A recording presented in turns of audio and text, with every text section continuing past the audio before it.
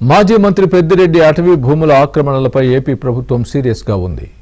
ఆక్రమణలపై CM Chandrababu, deputy CM Pawan విచారణకు ఆదేశించారు. దర్యాప్తు కమిటీని నియమించారు. పూర్తిస్థాయి విచారణ జరిపి దర్యాప్తు నివేదిక ఇవ్వాలన్నారు సీఎం చంద్రబాబు. చిత్తూరు జిల్లాలో మాజీ మంత్రి పెద్దిరెడ్డి రామచంద్రారెడ్డి కుటుంబ సభ్యులు పొంగనూరు నియోజకవర్గంలోని పులిచెర్ల మండలం మంగళంపేట రెవెన్యూ గ్రామ పరిధిలో భూ అక్రమాలకు పాల్పడినట్లు ఏబిఎన్ ఆంధ్రజ్యోతి కథనాన్ని ప్రసారం చేసింది. 75 ఎకరాల అటవీ భూములు పెద్దిరెడ్డి కుటుంబం పేరు మీద చేరడంపై అప్పట్లో ఏబిఎన్ కథనం ప్రసారం చేయడమే కాకుండా అటవీ భూముల్లో ఆయన విలాసవంతమైన భవనాన్ని నిర్మించుకున్న వైనాన్ని కూడా వెలుగులోకి తీసుకొచ్చింది. అటవీ భూములను ఆక్రమించుకుని పండ్ల తోటలను పెంచుకున్నారని, లోపలకు రోడ్లు కూడా వేసుకున్నారని ఏబిఎన్ బయటపెట్టింది. ఈ వ్యవహారంపై 2-3 నెలల క్రితం ప్రభుత్వం నివేదిక ఇవ్వాలని రెవెన్యూ అధికారులను ఆదేశించింది. భూ ఆక్రమణలపై అక్కడ రెవెన్యూ అధికారులు ప్రాథమిక నివేదికను సిద్ధం చేశారు. అటవీ భూములను ఆయన ఆక్రమించుకున్నారని కూడా తేల్చారు. ఈ నివేదికను ముఖ్యమంత్రికి కూడా అందించారు.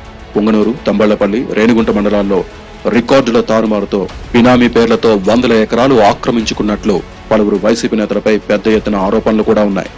పక్కా ఆధారాల సేకరణతో కఠిన చర్యలు చేపట్టాలని కూటమి ప్రభుత్వం నిర్ణయించింది.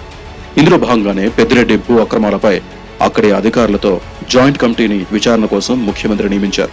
చిత్తూరు జిల్లా collector, SP, Anantapuram conservator of forest అధికారులతో జాయింట్ కమిటీని ఏర్పాటు చేశారు. ఈ కమిటీ సభ్యులుగా చిత్తూరు కలెక్టర్ సుమిత్, జిల్లా ఎస్పీ మణికంఠ, ఐఎఫ్ఎస్ అధికారి యశోదాబాయిలు సభ్యులుగా ఉంటారు. వీరిచ్చే నివేదిక ఆధారంగా చర్యలు తీసుకోవాలని ప్రభుత్వం నిర్ణయించింది. మరోవైపు రాష్ట్ర పంచాయతీరాజ్ గ్రామీణాభివృద్ధి శాఖ మంత్రి పవన్ కళ్యాణ్ కూడా పెద్దిరెడ్డి అక్రమాలపై స్పందించారు.